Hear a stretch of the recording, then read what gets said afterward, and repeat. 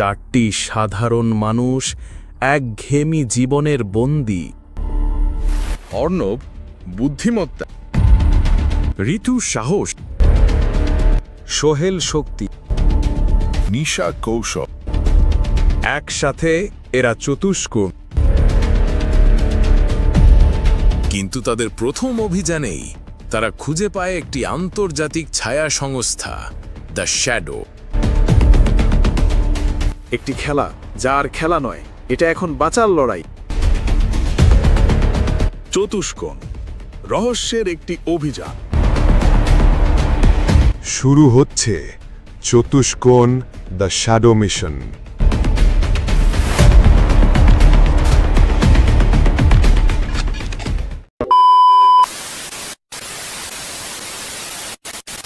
শহরটা শ্বাস নিচ্ছিল একঘেয়েমির ধোঁয়ায়। ধূসর আকাশ, ইট কাঠের জঙ্গল আর যান্ত্রিক জীবন সব মিলে এক বিশাল নিস্তেজ পিণ্ড যেন।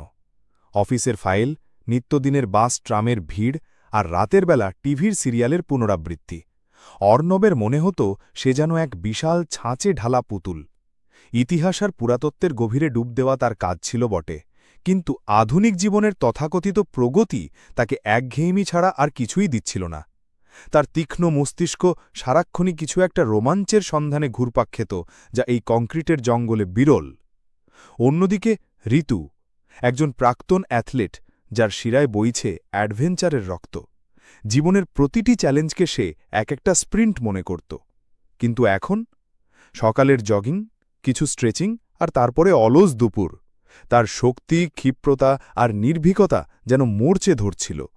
প্রতিদিন একই রুটিন, একই মুখ, একই নিয়মের বেড়াজাল তাকে দমবন্ধ করে মারছিল। সে চাইছিল এমন কিছু যা তার রক্তকে আবার উষ্ণ করবে, তার পেশিকে চ্যালেঞ্জ জানাবে। আর সোহেল, সে তো ডিজিটাল জগতের জাদুকর। তার কাছে কম্পিউটার স্ক্রিনটা ছিল যেন মহাকাশের অসীম রহস্য। কোডিং, হ্যাকিং, ডেটা মাইনিং, যে কোনো জটিল অ্যালগোরিদম তার আঙুলের ডগায় নেচে উঠত। কিন্তু এই সাধারণ পৃথিবীতে তার প্রতিভা কেবল কর্পোরেট ফাইল সেটিং আর সফটওয়্যার বাগ ফিক্সিংয়েই সীমাবদ্ধ ছিল। তার ভেতরে ঘুমিয়েছিল একজন সাইবার যোদ্ধা, যে বাস্তবের গুপ্তধন খুঁজে বের করতে চাইত ভার্চুয়াল দুনিয়া ছেড়ে। তার মনে হতো এই শহরটা তার বুদ্ধিমত্তাকে 1 ইঞ্চিও ব্যবহার করছে না। নিশা, সেই ছিল তাদের মধ্যে সবচেয়ে রহস্যময়ী। একজন থিয়েটার অভিনেত্রী যে চরিত্রের মুখোশের আড়ালে নিজেকে লুকিয়ে রাখতে ওস্তাদ ছিল। মানুষের মনস্তত্ত্ব পড়া, ছদ্মবেশ ধারণ করা, যে কোনো পরিস্থিতিতে নিজেকে মানিয়ে নেওয়া, এগুলো ছিল তার জন্মগত দক্ষতা। কিন্তু মঞ্চের আলো যখন নিভে গেল, তখন জীবনের মঞ্চটা হয়ে পড়ল পানসে। সে চাইছিল এমন এক নাটক যেখানে সে কেবল অভিনয় করবে না, বরং জীবনের আসল রহস্যের কুলো কিনারা করবে। তার মনে হতো তার বহুমুখী প্রতিভা এই ছোটখাটো শহর আর তার গতানুগতিক জীবনযাপনের জন্য নয়। এই 4 জন ভিন্ন মেরুর 4 বাসিন্দা, কিন্তু তাদের মধ্যে একটি বিষয়ে অদ্ভুত মিল ছিল: একঘেয়েমির প্রতি তীব্র বিতৃষ্ণা। তারা সবাই বুঝতে পারছিল তাদের জীবনটা একটা বৃত্তাকার গতির মধ্যে আটকে গেছে, যেখানে কোনো নতুন দিগন্তের উন্মোচন নেই। তাদের প্রতিটি দিন যেন ক্যালেন্ডারে একই পাতা। এমন সময় অর্ণবের মাথা থেকে এলো সেই পাগলাটে আইডিয়াটা। শোনো, অর্ণব একদিন বাকি 3 জনকে জড়ো করে বলল, আমরা সবাই একটা জিনিসের অভাবে ভুগছি, উত্তেজনা। তাই আমি ভাবছিলাম, কেন আমরা নিজেরাই নিজেদের জন্য একটা নতুন খেলা তৈরি করি না? ঋতু ভ্রু কুঁচকে তাকালো। খেলা? অর্ণব, আমরা আর বাচ্চা নই যে লুডো খেলব। না, লুডো নয়। অর্ণব হাসল, তার চোখে দুষ্টু বুদ্ধির ঝিলিক। আমরা নিজেদের গোয়েন্দা সংস্থা খুলব। সোহেল তার ল্যাপটপ থেকে মুখ তুলে তাকালো। গোয়েন্দা? মানে সেই পুরনো ধাঁচে শার্লক হোমস? পুরনো বা নতুন যাই হোক, নিশা আগ্রহ নিয়ে বলল, যদি তাতে আসল রহস্যের গন্ধ থাকে তাহলে মন্দ কি? অর্ণব টেবিলের উপর একটা কাগজের টুকরা রাখল। আমাদের নাম হবে চতুষ্কোণ। আমরা 4 জন, 4টা দিক। আমাদের লক্ষ্য হবে সেই সব রহস্যের সমাধান করা যা পুলিশও সমাধান করতে পারে না। এমন কিছু কেস যা আমাদের মেধা, শক্তি, প্রযুক্তি আর কৌশলকে পূর্ণ ব্যবহার করবে। প্রথম দিকে একটু সংশয় থাকলেও দ্রুতই 4 জনের চোখে এক নতুন ঝলক দেখা গেল। এই শহর, যা তাদের এতদিন আটকে রেখেছিল, হঠাৎ করেই তাদের জন্য এক বিশাল খেলার মাঠে রূপান্তরিত হতে শুরু করল। তাদের পুরনো জীর্ণ অফিস ঘরটা আর নিছক একটা ঠিকানা রইল না, বরং হয়ে উঠল রহস্য উন্মোচনের এক গোপন সদর দপ্তর। তারা বুঝতে পারল তাদের মধ্যে যে ঘুমন্ত প্রতিভাগুলো ছিল, এবার সেগুলোরই জাগরণের সময় এসেছে। কিন্তু তারা কি জানত তাদের এই খেলা কত ভয়াবহ বাস্তবতার দিকে তাদের ঠেলে দেবে? তারা কি জানত খুব শীঘ্রই এক ভয়ঙ্কর ঘটনা তাদের দোরগোড়ায় কড়া নাড়বে, যা তাদের নতুন পথ চলার প্রথম এবং সবচেয়ে বিপজ্জনক অধ্যায় হিসেবে চিহ্নিত হবে? শহরের প্রাণকেন্দ্র, যেখানে আধুনিক স্থাপত্য আর ঐতিহাসিক নিদর্শন মিলেমিশে একাকার। বিকাল প্রায় ঢলে এসেছে। ব্যস্ত পথচারীরা যে যার গন্তব্যে ফিরছে। কোলাহল আর গাড়ির হর্নের শব্দে শহরের আবহাওয়া ভারী। চতুষ্কোণের সদস্যরা তাদের অফিসের জানালা দিয়ে বাইরের জীবন দেখছিল। নিশা একটা নতুন ছদ্মবেশের কৌশল নিয়ে গবেষণা করছিল। ঋতু তার শ্যাডো বক্সিং অনুশীলন করছিল। সোহেল নতুন ফায়ারওয়াল ক্র্যাক করার চেষ্টা করছিল।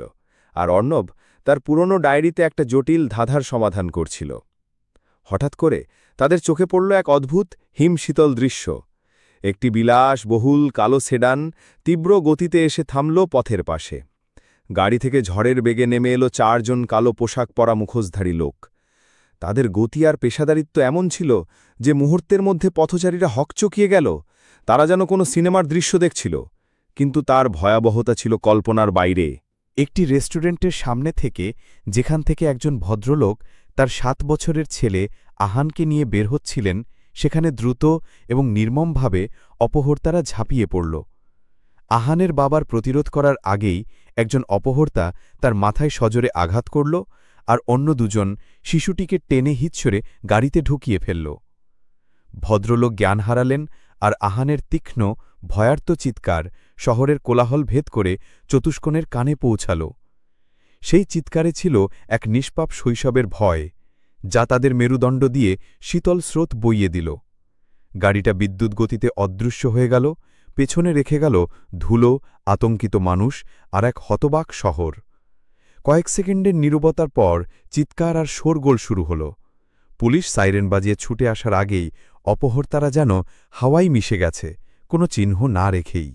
চতুষ্কোণের সদস্যরা একে অপরের দিকে তাকাল। তাদের চোখের গভীরে আর একঘেয়েমি ছিল না, ছিল এক তীব্র ধাক্কা, এক শীতল উত্তেজনা। এটা কোনো খেলা ছিল না, কোনো গবেষণা ছিল না, এটা ছিল বাস্তব। আর এই বাস্তবতাই ছিল সেই জিনিস যার জন্য তারা এতদিন অপেক্ষা করছিল। এই শিশুটির আর্তনাদ তাদের ভেতরটা নাড়িয়ে দিয়েছিল। এটা আমাদের প্রথম কেস, অর্ণব শান্ত গলায় বলল, কিন্তু তার চোখে জ্বলছিল এক অদম্য শিখা, আর শান্ত কণ্ঠস্বরে এক অস্বাভাবিক দৃঢ়তা ছিল। আর এটা কেবল একটি কেস নয়, এটা আমাদের অস্তিত্বের পরীক্ষা। এই শিশুটিকে আমাদের উদ্ধার করতেই হবে। ঋতু তার শ্যাডো বক্সিং থামিয়ে দৃঢ় চোখে তাকাল। তার পেশিগুলো এখন আর শুধু অনুশীলনের জন্য নয়, বাস্তবের জন্য প্রস্তুত। এই শহর হয়তো নিজেদের বাঁচাতে জানে না, কিন্তু আমরা জানি, আমরা এই কাপুরুষদের খুঁজে বের করব। সোহেল তার ল্যাপটপের স্ক্রিনে দ্রুত আঙুল চালাতে শুরু করল। তার আঙুলের গতিতে ছিল এক নতুন উদ্দেশ্য। তাদের ডিজিটাল ফুটপ্রিন্ট যাই হোক না কেন, আমি তা খুঁজে বের করব। তারা অদৃশ্য হতে পারে, কিন্তু ডিজিটাল জগতে কিছুই অদৃশ্য থাকে না। নিশা জানালার দিকে তাকিয়েছিল, যেখানে আহানের বাবা এখনও জ্ঞানশূন্য হয়ে পড়েছিলেন। তার চোখে মুখে ছিল এক নতুন প্রতিজ্ঞা, এক তীব্র মানবিকতা। এই মুখোশের আড়ালে যারা লুকিয়ে আছে, তাদের আসল চেহারা আমি বের করবই। কোনো শিশুর কান্না শুনে চুপ করে বসে থাকা আমাদের পক্ষে সম্ভব নয়। তাদের নিস্তেজ অফিস ঘরটা হঠাৎ করেই যেন জীবন্ত হয়ে উঠল। চতুষ্কোণ, যারা একঘেয়েমি ভাঙার জন্য তৈরি হয়েছিল, তারা জানত না তারা এখন এক এমন খেলায় নেমেছে যেখানে হার-জিতের মূল্য শুধু তাদের নিজেদের নয়, এক নিষ্পাপ শিশুর জীবন। এই ছিল তাদের শুরু, লোভনীয়, রোমাঞ্চকর এবং বিপদসংকুল এক মানবিক দায়িত্বের চরম পরীক্ষা। পুলিশ আসার আগেই অপহর্তারা অদৃশ্য হয়ে গেলেও ঘটনাস্থলে আতঙ্ক আর বিশৃঙ্খলা রয়ে গিয়েছিল। সাইরেনের কর্কশ শব্দে বাতাস ভারী হয়ে উঠল। জনতার ভিড় ক্রমশ বাড়তে লাগল। অর্ণব তার বিচক্ষণ দৃষ্টিতে সবকিছু লক্ষ্য করছিল। পুলিশের তদন্তের গতি প্রকৃতি, জনতার প্রতিক্রিয়া, সবকিছু তার মস্তিষ্কে এক জটিল ছকের অংশ হয়ে উঠছিল। সে জানত পুলিশ তাদের প্রথাগত পদ্ধতিতেই এগোবে, কিন্তু এই কেসের পেছনে নিশ্চিতভাবে আরও গভীর কোনো রহস্য লুকিয়ে আছে, যা সাধারণ তদন্তে ধরা পড়বে না। কয়েক ঘণ্টা পেরিয়ে গেল। চতুষ্কোণের সদস্যরা তাদের অফিসে ফিরে এলো। প্রত্যেকের মনেই এক চাপা অস্থিরতা। সোহেল সিসিটিভি ফুটেজ ঘাঁটছিল, কিন্তু স্থানীয় সিসিটিভি ক্যামেরাগুলোর অধিকাংশই কাজ করছিল না, বা ফুটেজগুলো এতই অস্পষ্ট ছিল যে গাড়ির নম্বর প্লেট বা অপহর্তাদের মুখ শনাক্ত করা অসম্ভব ছিল। কিছুই পাচ্ছি না অর্ণব। সোহেলের কণ্ঠে হতাশা। অপহর্তারা যেন নিখুঁতভাবে সব প্রমাণ মুছে ফেলেছে, এমনকি কাছাকাছি ট্রাফিক সিগন্যালের ক্যামেরাতেও তাদের গাড়ির কোনো স্পষ্ট ছবি নেই। মিশা তখনও জানালার ধারে দাঁড়িয়েছিল, বাইরের শহরের দিকে তাকিয়ে। এটা কোনো সাধারণ অপহরণ নয়, সে শান্তভাবে বলল। এত নিখুঁত পরিকল্পনা, এত কম সময়ে এত পরিচ্ছন্ন কাজ, এর পেছনে কোনো অত্যন্ত পেশাদার চক্রের হাত আছে। ঠিক তখনই তাদের অফিসের ফোন বেজে উঠল। অর্ণব ফোন তুলল। অপর প্রান্ত থেকে একজন বয়স্ক লোকের কাঁপানো কণ্ঠস্বর ভেসে এল। আপনারা কি চতুষ্কোণ গোয়েন্দা সংস্থা? আমার নাম ডক্টর রায়হান। আমার ছেলে আহানকে অপহরণ করা হয়েছে। ডক্টর রায়হানের কণ্ঠস্বরে ছিল তীব্র অসহায়ত্ব এবং ক্লান্তি। তিনি ছিলেন শহরের একজন স্বনামধন্য বিজ্ঞানী, যিনি জেনেটিক ইঞ্জিনিয়ারিং নিয়ে গবেষণা করতেন। তার আবিষ্কারগুলো প্রায়শই বিজ্ঞান মহলে আলোড়ন ফেলত। তিনি জানালেন, পুলিশ তার কথা বিশ্বাস করছে না। তারা ভাবছে এটা হয়তো মুক্তিপণের জন্য সাধারণ অপহরণ। কিন্তু ডক্টর রায়হান নিশ্চিত ছিলেন এর পেছনে আরও কিছু বড় উদ্দেশ্য আছে। ডক্টর রায়হান প্রায় ফিস করে বললেন, আমার ছেলেকে তারা শুধু টাকার জন্য অপহরণ করেনি, তারা আমার আবিষ্কার চায়। আমি একটি এমন প্রোটোটাইপ নিয়ে কাজ করছিলাম যা সম্পূর্ণ হলে মানব ইতিহাসে বিপ্লব আনতে পারে, কিন্তু ভুল হাতে পড়লে তা মারাত্মক বিপর্যয় ডেকে আনবে। আমার মনে হচ্ছে অপহরণকারীরা এর সঙ্গেই যুক্ত। অর্ণব ডক্টর রায়হানকে তাদের অফিসে আসার জন্য অনুরোধ করল। কিছুক্ষণের মধ্যেই ডক্টর রায়হান এবং তার স্ত্রী মিসেস রায়হান চতুষ্কোণের অফিসে এলেন। মিসেস রায়হানের চোখ ফুলেছিল, মুখ ফ্যাকাশে। সন্তানের শোকে তিনি প্রায় বাকরুদ্ধ। অর্ণব তাদের শান্ত হতে বলল। ডক্টর রায়হান টেবিলে একটি ফাইল রাখলেন। আমার এই আবিষ্কারটা নিয়ে কয়েকটি আন্তর্জাতিক সংস্থা বহুদিন ধরে আমার উপরে চাপ সৃষ্টি করছিল। আমি জানতাম এটা স্পর্শকাতর, তাই আমি এর চূড়ান্ত প্রোটোটাইপের একটি ক্ষুদ্র অংশ, একটি বায়োচিপ, আহানের শরীরে গোপনে স্থাপন করেছিলাম, যেন কেউ চাইলেও তা জোর করে নিতে না পারে। ঋতু চমকে উঠল। আহানের শরীরে চিপ? কিন্তু কেন? কারণ আমি একমাত্র জানি কিভাবে এই চিপটি সক্রিয় করতে হয় এবং এর মাধ্যমে সম্পূর্ণ প্রোটোটাইপটি কাজ করাবে, ডক্টর রায়হান বললেন। আমি ভেবেছিলাম এটি নিরাপদ থাকবে, কিন্তু অপহর্তারা নিশ্চিতভাবে এই চিপটি সম্পর্কে জানে। সোহেল তার ল্যাপটপের স্ক্রিনে ডেটা বিশ্লেষণ করতে করতে বলল, তার মানে আহানকে তারা শুধুমাত্র জিম্মি হিসেবে নয়, বরং একটা চাবি হিসেবে ব্যবহার করছে। এই চিপ ছাড়া আপনার আবিষ্কার অসম্পূর্ণ। নিশা গভীর মনোযোগ দিয়ে ডক্টর রায়হানের মুখের দিকে তাকাল। এই চিপটি কি আহানের জন্য কোনো বিপজ্জনক? না, যতক্ষণ এটা নিষ্ক্রিয় থাকবে, ডক্টর রায়হান দৃঢ় কণ্ঠে বললেন। কিন্তু যদি তারা এটাকে সক্রিয় করার চেষ্টা করে অথবা জোর করে বের করতে চায়, তাহলে আহানের জীবন বিপন্ন হতে পারে। এই তথ্য চতুষ্কোণের সদস্যদের মধ্যে এক নতুন শক্তি সঞ্চার করল। এটি কেবল একটি অপহরণ ছিল না, এটি ছিল বিজ্ঞান, লোভ এবং এক নিষ্পাপ জীবনের সংগ্রাম। তারা জানত তাদের এই যাত্রা সহজ হবে না। তাদের সামনে এখন শুধু একজন শিশু নয়, মানবজাতির ভবিষ্যতের একটা অংশ বাঁচানোর চ্যালেঞ্জ। অর্ণব মিসেস রায়হানের দিকে তাকিয়ে নরম সুরে বলল, মিসেস রায়হান, আমরা আপনাকে কথা দিচ্ছি, আপনার ছেলেকে আমরা খুঁজে বের করবই। এই চিপের কারণেই আহান তাদের কাছে এত মূল্যবান, আর এই চিপই আমাদের মূল সূত্র। চতুষ্কোণ তাদের প্রথম কেসের প্রকৃত গভীরতা উপলব্ধি করল। এটা ছিল অন্ধকার আর আলোর এক তীব্র যুদ্ধ। ডক্টর রায়হানের দেওয়া তথ্য চতুষ্কোণের তদন্তে এক নতুন মাত্রা যোগ করল। সোহেল অবিলম্বে আহানের মেডিকেল রেকর্ড এবং ডক্টর রায়হানের গবেষণাপত্রগুলো নিয়ে বসল।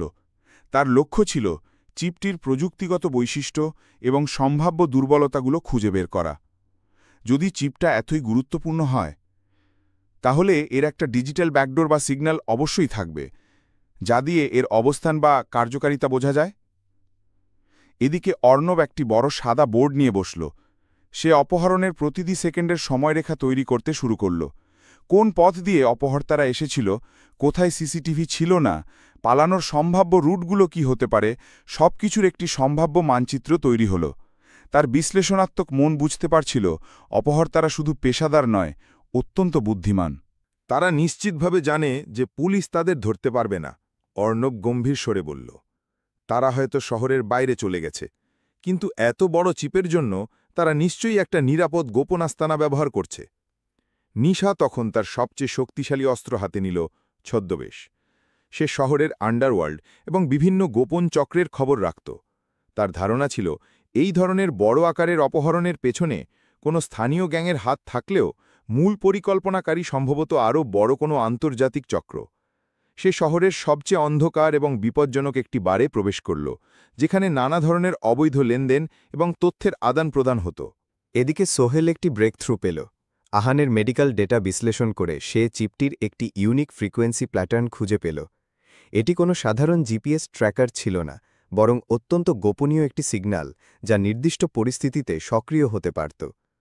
পেয়েছি, সোহেল চিৎকার করে উঠল। চিপটা নিষ্ক্রিয় থাকলেও এর একটা অত্যন্ত দুর্বল রেসিডুয়াল সিগন্যাল রয়েছে, যা একটা নির্দিষ্ট হাই ফ্রিকোয়েন্সি স্ক্যানার দিয়ে ট্র্যাক করা সম্ভব। কিন্তু সেই স্ক্যানার কোথায় পাওয়া যাবে বা কিভাবে তৈরি করা যাবে? এর জন্য প্রয়োজন ছিল বিশেষ যন্ত্রাংশ এবং উন্নত প্রযুক্তি। অর্ণব তার যোগাযোগ ব্যবহার করে শহরের সবচেয়ে অভিজ্ঞ ইলেকট্রনিক্স ইঞ্জিনিয়ারদের একজনের সাথে গোপনে যোগাযোগ করল। তার কাছে একটি নির্দিষ্ট ফ্রিকোয়েন্সি স্ক্যানার তৈরির উপাদান ছিল। সোহেল দ্রুত সেই উপাদানগুলো নিয়ে একটি পোর্টেবল স্ক্যানার তৈরি করতে শুরু করল। পরের দিন ভোরবেলা স্ক্যানার তৈরি। নিশাও প্রয়োজনীয় তথ্য নিয়ে ফিরে এসেছে। দ্য শ্যাডো নামটি অর্ণবের মনে একটি শীতল ঢেউ বইয়ে দিল। এই নাম সে আগেও শুনেছিল। আন্তর্জাতিক অপরাধ জগতে এই নামটি ছিল বিভীষিকার মতো, কিন্তু তারা এতটা কাছে ছিল এটা অর্ণব কল্পনাও করতে পারেনি। সোহেলের স্ক্যানার চালু হল। প্রথম দিকে কেবল স্ট্যাটিক শব্দ, কিন্তু হঠাৎ করে একটি ক্ষীণ কিন্তু স্পষ্ট সিগন্যাল ধরা পড়ল। এটি খুব দুর্বল ছিল, কিন্তু নির্দেশ করছিল শহরের উপকণ্ঠের দিকে, একটি পরিত্যক্ত শিল্পাঞ্চলের দিকে, যেখানে পুরনো ফ্যাক্টরি এবং গুদামঘর ছিল। পেয়েছি! সোহেলের চোখে বিজয়ের ঝলক। সিগন্যালটা খুব ক্ষীণ কিন্তু নির্দিষ্ট। অপহর্তারা নিশ্চয়ই ওখানেই কোথাও লুকিয়ে আছে। ঋতু তার গ্লাভস পরে নিল, তার চোখে এক নতুন সংকল্প। তাহলে প্রথম আঘাত হানার সময় এসে গেছে। এই ছায়াদের আমরা আলোতে নিয়ে আসব। 4 জন চতুষ্কোণের সদস্য একটি পুরনো জিপে উঠল। সূর্য তখনও ওঠেনি, কিন্তু তাদের মনে ছিল এক নতুন ভোরের অপেক্ষা। অপেক্ষায় ছিল আহান, আর তাদের হাতে ছিল তার মুক্তির প্রথম চাবিকাঠি। তারা জানত না পরিত্যক্ত শিল্পাঞ্চলের গভীরে তাদের জন্য অপেক্ষা করছে এক নতুন বিপদ, এক নতুন চ্যালেঞ্জ। শহরের উপকণ্ঠে অবস্থিত সেই পরিত্যক্ত শিল্পাঞ্চল, ভোরের আবঝা আলোয় সারি সারি দাঁড়িয়ে আছে বিশাল আকারের জীর্ণ ফ্যাক্টরির দালানগুলো। বাতাসে মেশানো পুরনো মেশিনের তেল আর ধুলোর গন্ধ।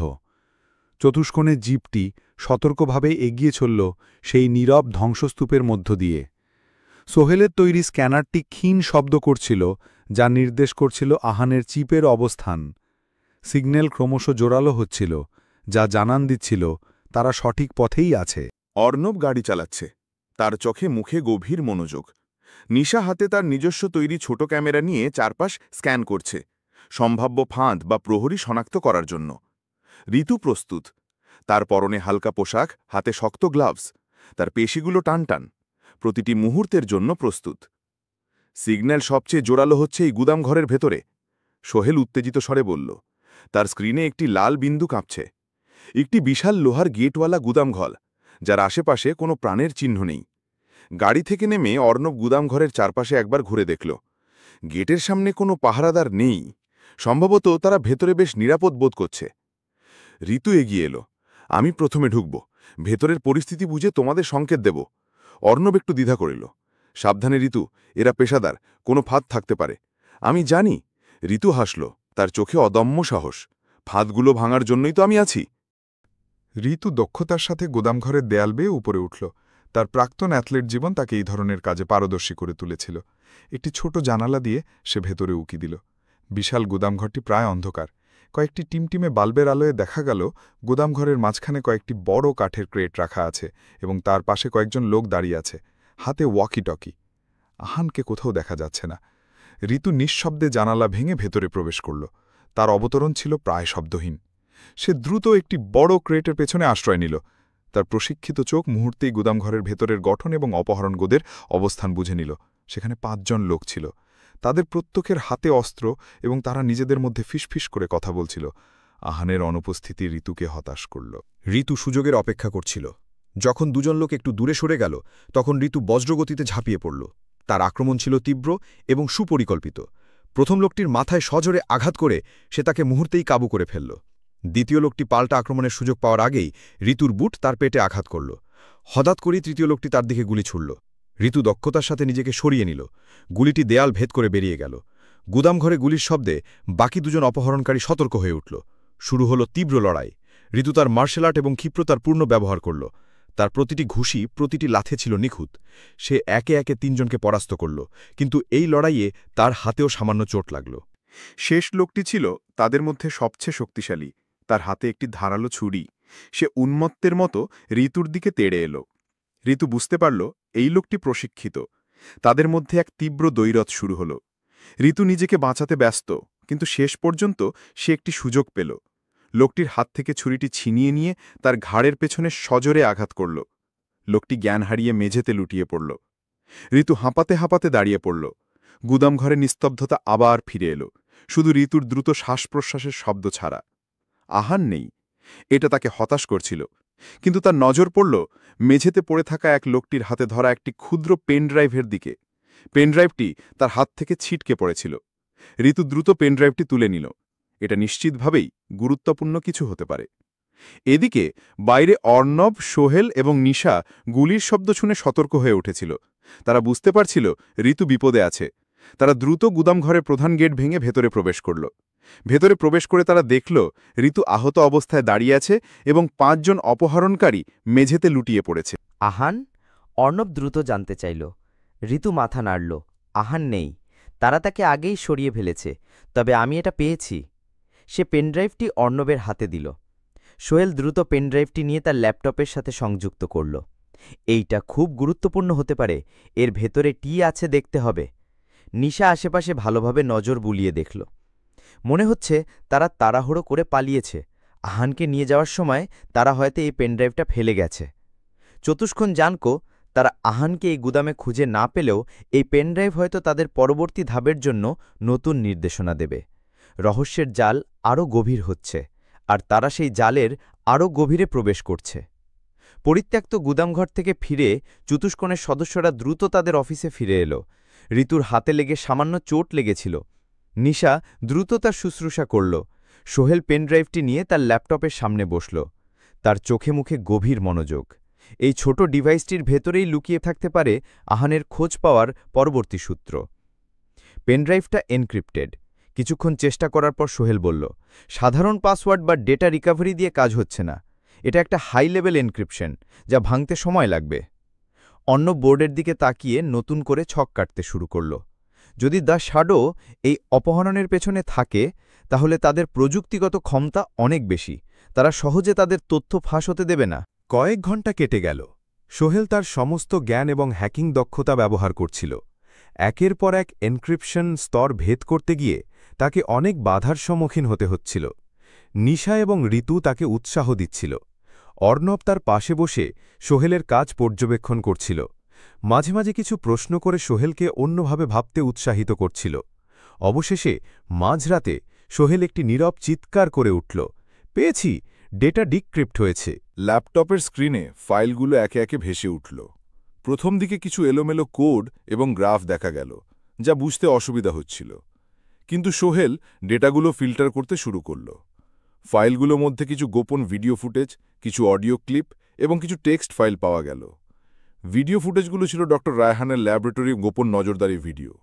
অপহর্তারা বহুদিন ধরেই ড রায়হানের উপর নজর রাখছিল। অডিও ক্লিপগুলোতে শোনা গেল কিছু নির্দেশাবলী, যেখানে একটি স্পষ্ট কণ্ঠস্বর ড রায়হানের আবিষ্কার এবং আহানের শরীরে স্থাপিত চিপটি নিয়ে আলোচনা করছিল। তারা এই চিপটিকে প্রজেক্ট জেনেসিসের মূল চাবি বলছে, সোহেল বলল অডিও ক্লিপগুলো প্লে করতে করতে। তাদের উদ্দেশ্য হল এই চিপ সক্রিয় করে ড রায়হানের সম্পূর্ণ আবিষ্কারটি হাতে নেওয়া। অর্ণব মনোযোগ দিয়ে শুনছিল, কিন্তু কেন? ডক্টর রায়হান তো বলছেন এটি মানবজাতির জন্য উপকারী হতে পারে। সোহেল একটি টেক্সট ফাইল খুলে দিল। ফাইলটির বিষয়বস্তু দেখে সবার চোখ কপালে উঠল। এটি ছিল দ্য শ্যাডোয়ের আসল পরিকল্পনা। তারা ডক্টর রায়হানের আবিষ্কারটিকে ব্যবহার করে একটি নতুন ধরনের সাইবার অস্ত্র তৈরি করতে চাচ্ছিল।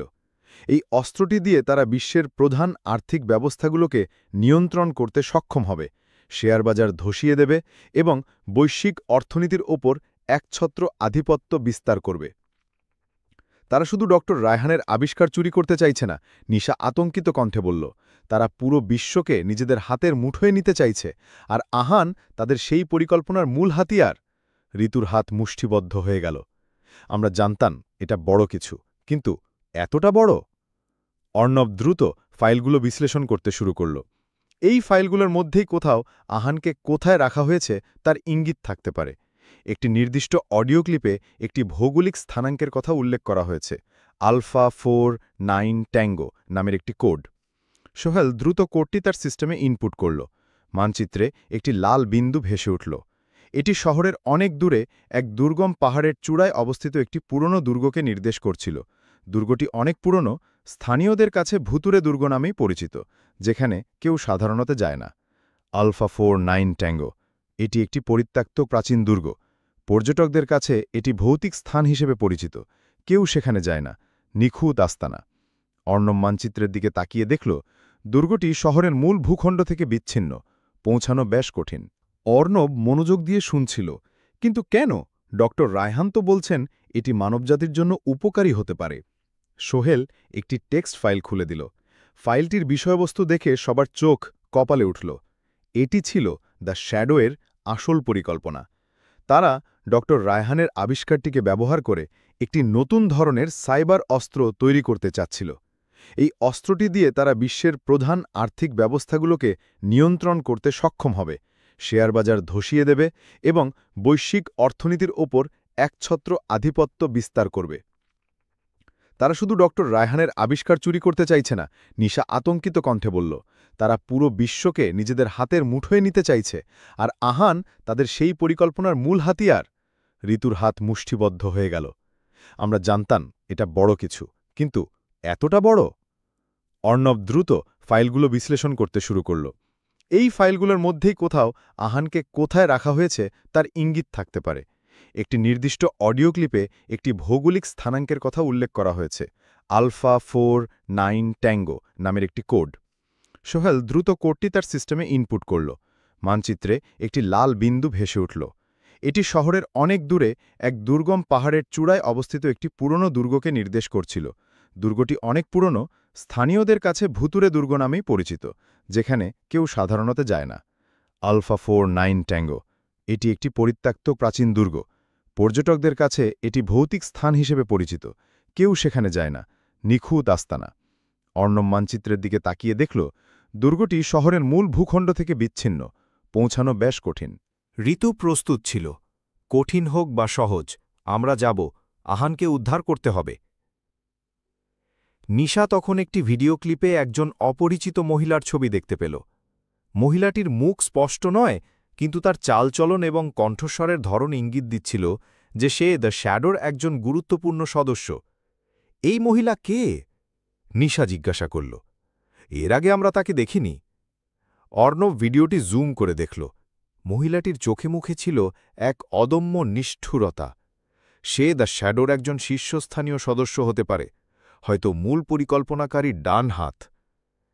তারা বুঝতে পারল তাদের পরবর্তী গন্তব্য সেই দুর্গম দুর্গ, কিন্তু সেখানে পৌঁছনো এবং আহানকে উদ্ধার করা সহজ হবে না। দ্য শ্যাডো যে কতটা শক্তিশালী এবং বিপজ্জনক তার প্রমাণ তারা এই পেন ড্রাইভের মাধ্যমে পেয়ে গিয়েছিল। তাদের জন্য অপেক্ষা করছিল এক ভয়ঙ্কর অ্যাডভেঞ্চার, যেখানে জীবনের ঝুঁকি ছিল অনিবার্য। পরের দিন ভোর হওয়ার আগেই চতুষ্কোণের সদস্যরা তাদের অভিযানের জন্য প্রস্তুত হয়ে গেল। তাদের পুরনো জিপটি এখন আর নিছক একটি গাড়ি ছিল না, বরং হয়ে উঠেছিল রহস্যভেদের একটি চলমান দুর্গ। অর্ণব মানচিত্রটি খুঁটিয়ে দেখছিল। সোহেল তার ল্যাপটপে দুর্গের সম্ভাব্য নিরাপত্তা ব্যবস্থা হ্যাক করার চেষ্টা করছিল।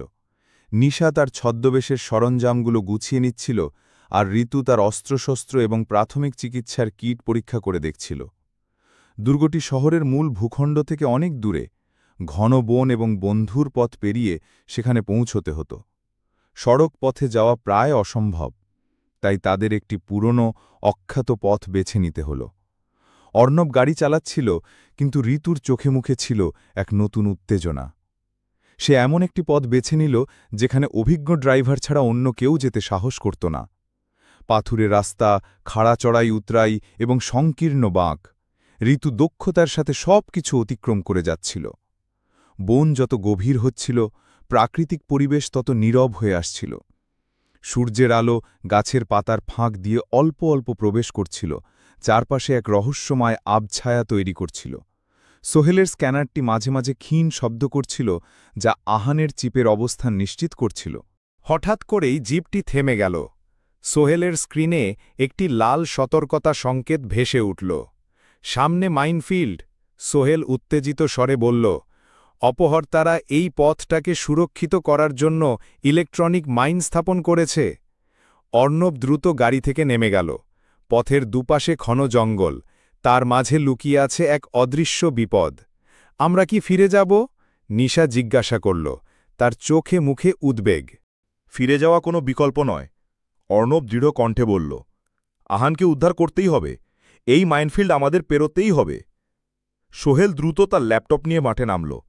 তার লক্ষ্য ছিল মাইনফিল্ডের ফ্রিকোয়েন্সি প্যাটার্ন খুঁজে বের করে সেগুলোকে নিষ্ক্রিয় করা। কিন্তু দ্য শ্যাডোয়ের প্রযুক্তি এতটাই উন্নত ছিল যে সোহেলকে অনেক বাধার সম্মুখীন হতে হচ্ছিল। অর্ণব গাছের আড়ালে দাঁড়িয়ে দূরবীন দিয়ে মাইনফিল্ডের সম্ভাব্য বিন্যাস বোঝার চেষ্টা করছিল। মাইনগুলো সেন্সের ভিত্তিক, সোহেল হাঁপাতে হাঁপাতে বলল। ভারী কিছু পড়লেই সক্রিয় হয়ে যাবে, আর এগুলো খুব বেশি গভীরে নেই, হাত দিয়েও সক্রিয় হতে পারে। ঋতু তখন তার ভেতরের সামরিক প্রবৃত্তি অনুভব করল। আমার একটা আইডিয়া আছে, সে বলল। আমি খুব সাবধানে হেঁটে মাইনগুলোর অবস্থান চিহ্নিত করতে পারব। আমার ওজন কম, আর আমি খুব হালকা পা ফেলে এগোতে পারি। অর্ণব প্রথম দিকে দ্বিধা করল। এটা খুবই বিপজ্জনক ঋতু। আমাদের আর কোনো উপায় নেই অর্ণব, ঋতু দৃঢ় কণ্ঠে বলল। সোহেলের স্ক্যানার দিয়ে আমি মাইনগুলোর কাছাকাছি যেতে পারব, আর নিশা দূর থেকে নজর রাখবে। যদি কোনো বিপদের আভাস আসে, সঙ্গে সঙ্গে আমাকে সতর্ক করবে। নিশা দূরবীন দিয়ে মাইনফিল্ডের উপর তীক্ষ্ণ নজর রাখল। ঋতুর শ্বাসরুদ্ধকর নীরবতার মধ্যে ধীরে ধীরে পা বাড়াতে শুরু করল। তার প্রতিটি পদক্ষেপ ছিল হিসেব করা, যেন সে কোনো অদৃশ্য সুতার উপর দিয়ে হেঁটে যাচ্ছে। সোহেলের স্ক্যানারটি হাতে নিয়ে সে অত্যন্ত সতর্কতার সাথে সামনে এগোচ্ছিল। তার পেশিগুলো টানটান, প্রতিটি ইন্দ্রিয় সক্রিয়। একবার একটি ছোট পাথরের টুকরা তার পা থেকে পিছলে গিয়ে একটি মাইনের খুব কাছে পড়েছিল। স্ক্যানারটি তীব্র শব্দ করে উঠল। ঋতুর বুক ধড়ফড় করে উঠল, কিন্তু সে নিজেকে সামলে নিল। নিশা দূর থেকে তাকে হাত নেড়ে সতর্ক করল। প্রায় আধ ঘণ্টা ধরে চলাই শ্বাসরুদ্ধকর যাত্রার পর ঋতু মাইনফিল্ডের একটি নিরাপদ পথ তৈরি করতে সক্ষম হল। সে পাথর আর ছোট গাছের ডাল দিয়ে পথটি চিহ্নিত করে দিল। পথ পরিষ্কার, ঋতু চিৎকার করে বলল, তার কণ্ঠে বিজয়ের আনন্দ। চতুষ্কোণের সদস্যরা সাবধানে ঋতুর চিহ্নিত পথ ধরে মাইনফিল্ড অতিক্রম করল। তাদের জিপটি মাইনফিল্ডের ওপারে পৌঁছানোর পর তারা সবাই স্বস্তির নিঃশ্বাস ফেলল। সামনে উঁচু পাহাড়ের চূড়ায় সেই প্রাচীন ভূতরে দুর্গটি দেখা যাচ্ছিল। এর অন্ধকার ভাঙা দেওয়ালগুলো যেন এক রহস্যময় গল্প বলছিল। চতুষ্কোণের সদস্যরা জানত আসল বিপদ সবে মাত্র শুরু হয়েছে। মাইনফিল্ড ছিল কেবল একটি ক্ষুদ্র বাধা। দুর্গের ভেতরে তাদের জন্য অপেক্ষা করছিল দ্য শ্যাডোয়ের মূল বাহিনী এবং আরও ভয়ঙ্কর সব ফাঁদ। কিন্তু আহানের মুক্তির জন্য তাদের প্রতিটি পদক্ষেপ ছিল অদম্য। দুর্গটি ছিল ভয়ঙ্কর নীরবতায় ঢাকা, যেন সময়ের বহু প্রাচীন এক বিভীষিকা। চতুষ্কোণের সদস্যরা জিপটি কিছুটা দূরে লুকিয়ে রেখে সাবধানে দুর্গের দিকে এগিয়ে গেল। উঁচু জীর্ণ দেয়ালগুলো দেখে মনে হচ্ছিল যে কোনো সময় ধসে পড়বে, কিন্তু তার ভেতরে লুকিয়েছিল দ্য শ্যাডোয়ের আধুনিক নিরাপত্তা ব্যবস্থা। সোহেল তার তৈরি বিশেষ গ্যাজেট ব্যবহার করে দুর্গের বাইরের অংশে লাগানো হিডেন ক্যামেরা এবং লেজার সেন্সারগুলো শনাক্ত করার চেষ্টা করছিল। পুরো দুর্গটা সুরক্ষিত, সোহেল ফিসফিস করে বলল। লেজার গ্রিড, প্রেশার সেন্সার আর ইনফ্রারেড ক্যামেরা সব আছে। সরাসরি ভেতরে ঢোকা প্রায় অসম্ভব। অর্ণব একটি পুরনো মানচিত্র বের করল। এটি দুর্গের একটি প্রাচীন নকশা ছিল, যা সে তার ইতিহাস গবেষণার সময় সংগ্রহ করেছিল। দুর্গের পেছনে একটি গোপন সুড়ঙ্গপথ থাকার কথা, অর্ণব বলল। প্রাচীনকালে জরুরি অবস্থায় পালানোর জন্য এটি ব্যবহার করা হতো। যদি এটি এখনও অক্ষত থাকে, তাহলে সেটাই আমাদের একমাত্র প্রবেশপথ। নিশা এবং ঋতু সাবধানে সুড়ঙ্গের প্রবেশপথ খুঁজতে শুরু করল। দুর্গের দেয়াল ঘেঁষে তারা এগোচ্ছিল। অবশেষে একটি মোটা লতা আর আগাছার আড়ালে তারা একটি ছোট পাথরের প্রবেশপথ খুঁজে পেল। লতাগুলো সরিয়ে প্রবেশপথটি উন্মুক্ত করতেই ঠান্ডা স্যাঁতসেঁতে বাতাসের একটি ঝাপটা তাদের মুখে লাগল। সুড়ঙ্গটি ছিল অন্ধকার এবং পিচ্ছিল। অর্ণব, তুমি আর সোহেল বাইরে পজিশন নাও, ঋতু বলল। ভেতরে কি আছে জানি না। নিশা, তুমি আমার সাথে এসো। তোমার চোখ আর কান দুটোই এখানে জরুরি। অর্ণব এবং সোহেল দুর্গের বিভিন্ন কৌশলগত অবস্থানে নিজেদের লুকিয়ে রাখল। ঋতু এবং নিশা টর্চের আলো জেলে সেই অন্ধকার সুড়ঙ্গে প্রবেশ করল। সুড়ঙ্গটি ছিল আঁকাবাঁকা। ভেতরের পরিবেশ ছিল দম বন্ধ করা। বাদুড়ের কিচিরমিচির শব্দ আর স্যাঁতস্যাঁতে গন্ধ তাদের শ্বাস রুদ্ধ করে দিচ্ছিল। সুড়ঙ্গপথটি শেষ হল একটি ছোট কক্ষে, যা সরাসরি দুর্গের ভেতরে প্রবেশ করেছে। কক্ষটিতে কোনো পাহারাদার ছিল না, কিন্তু মেঝেতে কিছু অদ্ভুত তারের জঞ্জাল দেখা গেল। নিশা তার তীক্ষ্ণ দৃষ্টিতে তারগুলো পর্যবেক্ষণ করল। এগুলো ট্রিপওয়্যার, নিশা সতর্ক করে বলল। যদি এগুলোতে পা পড়ে তাহলে সাইরেন বেজে উঠবে। ঋতু দুঃখতার সাথে তারগুলো এড়িয়ে কক্ষটি পার করল। তারা দুর্গের ভেতরে প্রবেশ করল। দুর্গের ভেতরের পরিবেশ ছিল আরও রহস্যময়। একটি বিশাল হলওয়ে, তার দুপাশে সারি সারি কক্ষ। তাদের কানে ভেসে এলো ফিসফিস শব্দ এবং বুটের শব্দ। সিগন্যাল সবচেয়ে জোরালো হচ্ছে এই হলওয়ের শেষ প্রান্ত থেকে। সোহেলের কণ্ঠস্বর ঋতুর ইয়ারপিসে ভেসে এলো। আহান সম্ভবত ওখানেই আছে। ঋতু এবং নিশা অত্যন্ত সতর্কতার সাথে হলওয়ে দিয়ে এগোতে শুরু করল। হঠাৎ করেই একটি কক্ষ থেকে দুটি ছায়ামূর্তি বেরিয়ে এলো। তারা দ্য শ্যাডোয়ের সদস্য, হাতে আধুনিক রাইফেল। তারা ঋতু ও নিশাকে দেখে চমকে উঠল। ফাঁদে পড়েছ, একজন গার্ড চিৎকার করে উঠল। ঋতু সময় নষ্ট না করে ঝাঁপিয়ে পড়ল। তার আক্রমণ ছিল বিদ্যুৎ গতির। প্রথম গার্ডের রাইফেল ছিনিয়ে নিয়ে সে তাকে মুহূর্তেই নিস্তেজ করে ফেলল। দ্বিতীয় গার্ড পাল্টা আক্রমণ করার সুযোগ পাওয়ার আগেই ঋতুর বুট তার মাথায় আঘাত করল। দুটো শরীরই মেঝেতে লুটিয়ে পড়ল। কিন্তু তাদের শব্দে দুর্গের ভেতর থেকে আরও ৩ জন গার্ড ছুটে এলো, তাদের হাতে স্বয়ংক্রিয় রাইফেল। ঋতু বুঝতে পারল এবার পরিস্থিতি আরও ভয়ঙ্কর। নিশা একটি পুরনো সিন্দুকের আড়ালে আশ্রয় নিল। ঋতু হলওয়ের পিলার এবং দেয়াল ব্যবহার করে নিজেকে বাঁচাতে লাগল। গুলি তার পাশ দিয়ে সশব্দে চলে যাচ্ছিল। তার মার্শাল আর্টের প্রশিক্ষণ এবং ক্ষিপ্রতা তাকে রক্ষা করছিল। ঋতু মুহূর্তের মধ্যে বুঝতে পারল তাকে সরাসরি আক্রমণ করতে হবে। একজন গার্ডের দিকে সে দৌড়ে গেল, তার রাইফেলটি ছিনিয়ে নিল এবং সেটিকে উল্টো দিকে ব্যবহার করে গার্ডকে কাবু করে ফেলল। অন্য দুজন গার্ডের ওপর ঋতুর আক্রমণ ছিল আরও তীব্র। সে তার সমস্ত শক্তি এবং ক্ষিপ্রতা ব্যবহার করল। অবশেষে রক্তাক্ত অবস্থায় ঋতু বাকি দুজন গার্ডকেও পরাস্ত করল। ঋতু হাঁপাতে হাঁপাতে দাঁড়িয়ে পড়ল। তার শরীরে আঘাতের চিহ্ন, কিন্তু তার চোখে ছিল অদম্য দৃঢ়তা। নিশা তার আড়াল থেকে বেরিয়ে এলো। অবিশ্বাস্য ঋতু! নিশা বিস্ময়ে বলল। আহানকে খুঁজে বের করতে হবে, ঋতু বলল, তার কণ্ঠে দৃঢ়তা। তারা হলওয়ের শেষ প্রান্তের কক্ষটির দিকে এগিয়ে গেল। কক্ষটির দরজা ছিল লোহার তৈরি, ভারী এবং মজবুত। সোহেলের ইয়ারপিসে আবারও আওয়াজ ভেসে এলো। কক্ষের ভেতরে আহান আছে, সিগন্যাল সবচেয়ে জোরালো, কিন্তু ভেতরে আরও 2 জন সশস্ত্র লোক আছে। ঋতু এবং নিশা একে অপরের দিকে তাকালো। তারা জানত এটাই চূড়ান্ত মুহূর্ত। এই দরজার পেছনেই হয়তো তাদের সবচেয়ে বড় চ্যালেঞ্জ অপেক্ষা করছে, এবং আহানের ভাগ্য এই মুহূর্তেই নির্ধারিত হবে। লোহার দরজার সামনে দাঁড়িয়ে ঋতু ও নিশা। ভেতরে আহান, তাদের মিশন সফল করার শেষ ধাপ। সোহেলের কণ্ঠস্বর ইয়ারপিসে আবারও শোনা গেল। ভেতরে 2টি সশস্ত্র ছায়া আছে ঋতু। মনে হচ্ছে তাদের মধ্যে একজন প্রধান অপারেটিভ।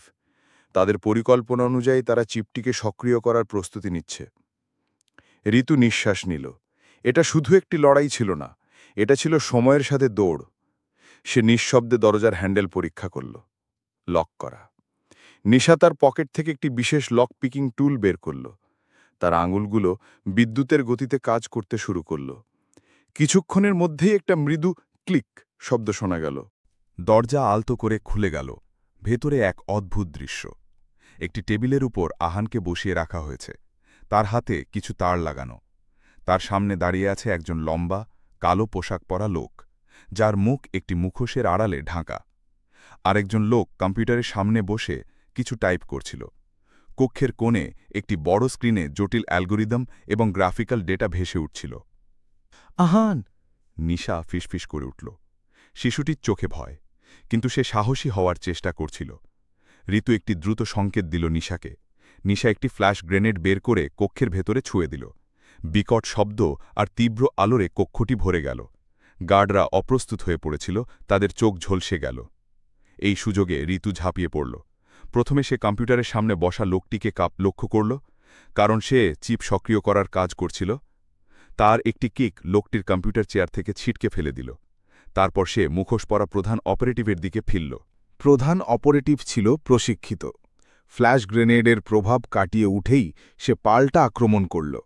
ঋতু দেখল, এই ব্যক্তি সাধারণ গুন্ডা নয়, বরং একজন দক্ষ যোদ্ধা।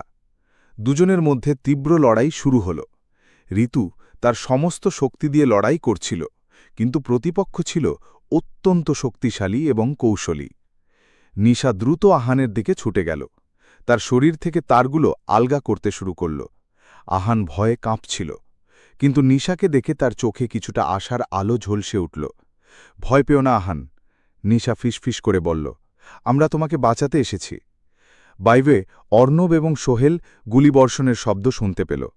অর্ণব তার রাইফেল হাতে নিয়ে দুর্গের প্রধান গেট লক্ষ্য করে গুলি ছুড়ল, গার্ডদের বিভ্রান্ত করার জন্য। সোহেল চেষ্টা করছিল দুর্গের বিদ্যুৎ সংযোগ বিচ্ছিন্ন করতে, যাতে ভেতরের স্ক্রিনগুলো বন্ধ হয়ে যায় এবং দ্য শ্যাডোর পরিকল্পনা ভেস্তে যায়। ভেতরে ঋতু এবং মুখোশ পরা অপারেটিভের লড়াই তীব্র হয়ে উঠেছিল। একসময় মুখোশটি খুলে গেল। ঋতু চমকে উঠল। এটি ছিল সেই মহিলা যার ছবি তারা পেনড্রাইভে দেখেছিল। তার চোখ দুটো ছিল ঠান্ডা এবং হিংস্র। Doctor shadow. সোহেলের কণ্ঠস্বর ইয়ারপিসে বেজে উঠল, যখন সে একটি ফাইলে মহিলার ছবি খুঁজে পেল। সে দ্য শ্যাডো-এর প্রধান বিজ্ঞানী এবং সামরিক প্রধান। ডক্টর শ্যাডো ঋতুর দিকে একটি ছোড়া ছুঁড়ে মারল। ঋতু নিজেকে সরিয়ে নিল, কিন্তু ছোড়ার আঁচড় তার হাতে লাগল। রক্ত ঝরতে শুরু করল। ঋতু বুঝতে পারল তাকে আরও দ্রুত হতে হবে। সে ডক্টর শ্যাডোর দিকে পাল্টা আক্রমণ করল, তার গতি এবং ক্ষিপ্রতার সম্পূর্ণ ব্যবহার করে। একটি প্রচণ্ড ঘুষিতে ডক্টর শ্যাডো দেয়ালে গিয়ে পড়ল। ঠিক তখনই সোহেল সফল হল। দুর্গের বিদ্যুৎ সংযোগ সম্পূর্ণ বিচ্ছিন্ন হয়ে গেল। কক্ষটি অন্ধকারে ডুবে গেল। কেবল নিশার পকেটের ছোট্ট টর্চের আলোয় কিছু দেখা যাচ্ছিল। ডক্টর শ্যাডোয়ের স্ক্রিনগুলো বন্ধ হয়ে গেল। নিশা আহানকে তার তারগুলো থেকে মুক্ত করে ফেলেছিল। আহান, এসো! নিশা আহানের হাত ধরে টানল। অন্ধকারের সুযোগে ডক্টর শ্যাডো দ্রুত উঠে দাঁড়াল এবং কক্ষের একটি গোপন দরজা দিয়ে পালিয়ে গেল। ঋতু তাকে ধরার চেষ্টা করল, কিন্তু ততক্ষণে সে অদৃশ্য হয়ে গেছে। সে পালিয়েছে, ঋতু হতাশ কণ্ঠে বলল। পালাক। অর্ণবের কণ্ঠস্বর ইয়ারপিসে দৃঢ় শোনা গেল। আহান আমাদের হাতে, আমরা মিশন সফল করেছি। ঋতু দ্রুত আহানকে নিজের কোলে তুলে নিল। শিশুটি এখনও ভয়ে কাঁপছিল, কিন্তু সে নিরাপদ। তারা দ্রুত সেই গোপন সুড়ঙ্গ পথ দিয়ে বেরিয়ে এলো, যেখানে অর্ণব এবং সোহেল তাদের জন্য অপেক্ষা করছিল। সূর্য তখনও পুরোপুরি ওঠেনি। ঠান্ডা ভোরের বাতাসে আহানকে বুকে নিয়ে তারা জিপে উঠল। তাদের প্রথম মিশন সফল হয়েছে, আহানকে উদ্ধার করা গেছে। কিন্তু তারা জানত ডক্টর শ্যাডো পালিয়েছে এবং দ্য শ্যাডোয়ের মূল পরিকল্পনা হয়তো এখনও সম্পূর্ণ ভেস্তে যায়নি। এই বিজয় ছিল একটি শুরু, সমাপ্তি নয়। চতুষ্কোণের জিপটি শহরের দিকে দ্রুত গতিতে ছুটছিল। আহান ঋতুর কোলে ঘুমিয়ে পড়েছে, তার ছোট্ট মুখটি এখন শান্ত। ঋতুর হাতে সামান্য আঘাত লাগলেও তার মুখে ছিল বিজয়ের হাসি। অর্ণব জিপ চালাচ্ছিল, তার চোখে মুখে এক অনাবিল তৃপ্তি। সোহেল তার ল্যাপটপে ড শ্যাডোর সম্পর্কে আরও তথ্য খুঁজছিল, আর নিশা আহানের দিকে তাকিয়েছিল, তার চোখ থেকে মানবিকতার আলো ঝলমল করছিল। তারা ড রায়হানের বাড়িতে পৌঁছেছিল ভোরের আলো ফোটার আগেই। ড রায়হান এবং মিসেস রায়হান সারা রাত জাগছিলেন, উৎকণ্ঠায় তাদের সময় কাটছিল। যখন জিপটি তাদের বাড়ির সামনে থামল, ড রায়হান দ্রুত বাইরে ছুটে এলেন। ঋতু আহানকে তার কোলের মধ্যে থেকে নামিয়ে ডক্টর রায়হানের দিকে এগিয়ে দিল। আহান তখনও তন্দ্রাচ্ছন্ন ছিল, কিন্তু তার বাবাকে দেখে সে ছোট্ট একটি হাসি দিল। ডক্টর রায়হান তার ছেলেকে বুকে জড়িয়ে ধরলেন, তার চোখে ছিল আনন্দের অশ্রু। মিসেস রায়হানও ছুটে এসে আহানকে বুকে জড়িয়ে নিলেন। অনেক দিন পর তাদের মুখে হাসি ফুটেছিল। তোমরা আমার ছেলেকে বাঁচিয়েছ, ডক্টর রায়হান আবেগাপ্লুত কণ্ঠে বললেন। তোমরা সত্যিকারের নায়ক। অর্ণব ডক্টর রায়হানের হাতে পেনড্রাইভটি ফেরত দিল। আপনার চিপটি নিরাপদ আছে ডক্টর। দ্য শ্যাডো সেটি সক্রিয় করতে পারেনি, তবে তারা আপনার আবিষ্কারের পূর্ণ পরিকল্পনা জানে এবং তারা আপনার প্রোটোটাইপটি এখনও হাতে পেতে চায়। ডক্টর রায়হান পেনড্রাইভটি হাতে নিয়ে গম্ভীর হয়ে গেলেন। আমি জানি, আমার আবিষ্কার যেন ভুল হাতে না পড়ে, তার জন্য আমাকে আরও সুরক্ষিত ব্যবস্থা নিতে হবে। তিনি চতুষ্কোণের দিকে তাকালেন। তোমরা কি আমাকে সাহায্য করবে এই দ্য শ্যাডোকে চিরতরে থামানোর জন্য? অর্ণব, ঋতু, সোহেল এবং নিশা একে অপরের দিকে তাকাল। তাদের চোখে ছিল এক নতুন সংকল্প। এই কেসটি তাদের কেবল একঘেয়েমি থেকে মুক্তি দেয়নি, বরং তাদের ভেতরের প্রকৃত সম্ভাবনাকে জাগিয়ে তুলেছিল। তারা বুঝতে পারল তাদের গোয়েন্দা সংস্থা চতুষ্কোণ কেবল একটি খেলা নয়, এটি এখন একটি বৃহত্তর উদ্দেশ্য এবং দায়িত্বের প্রতীক। অবশ্যই ড রায়হান, অর্ণব দৃঢ় কণ্ঠে বলল। আমরা আপনার সাথে আছি, দ্য শ্যাডোকে আমরা থামাবই। ড রায়হান কৃতজ্ঞতা জানালেন। তিনি আহানের চিপটি নিষ্ক্রিয় করার জন্য এবং তার গবেষণাকে আরও সুরক্ষিত করার জন্য চতুষ্কোণের সাহায্য চাইলেন। সোহেল তার প্রযুক্তির জ্ঞান দিয়ে ড রায়হানকে সাহায্য করতে রাজি হল। নিশা দ্য শ্যাডোয়ের সদস্যদের পরিচয় এবং তাদের নেটওয়ার্ক সম্পর্কে আরও গভীর তদন্ত শুরু করল। ঋতু শারীরিক প্রশিক্ষণের মাধ্যমে নিজেকে আরও শক্তিশালী করতে প্রস্তুত ছিল, কারণ সে জানত সামনে আরও কঠিন চ্যালেঞ্জ অপেক্ষা করছে। এই ঘটনার পর চতুষ্কোণের নাম চারিদিকে ছড়িয়ে পড়তে শুরু করল। কিছু লোক তাদের প্রশংসা করল, কিছু লোক তাদের কাজকে সন্দেহের চোখে দেখল। কিন্তু তারা আর সেই নিস্তেজ শহরের 4 সাধারণ বাসিন্দা ছিল না। তারা ছিল রহস্যভেদী, ন্যায় প্রতিষ্ঠাকারী এবং অদম্য এক দল। তাদের পুরনো জীর্ণ অফিস ঘরটি এখন আর শুধু একটি ঠিকানা ছিল না, বরং হয়ে উঠেছিল আশা এবং সাহসের এক কেন্দ্র। চতুষ্কোণ বুঝতে পারল এই শহর আরও অনেক রহস্য এবং বিপদে পূর্ণ, এবং তারা ছিল সেই রহস্য উন্মোচনকারী, সেই বিপদ থেকে মানুষকে রক্ষা করার জন্য প্রস্তুত। এই ছিল তাদের প্রথম সফল মিশন, কিন্তু এটিই ছিল চতুষ্কোণের নতুন এবং রোমাঞ্চকর এক অধ্যায়ের সূচনা।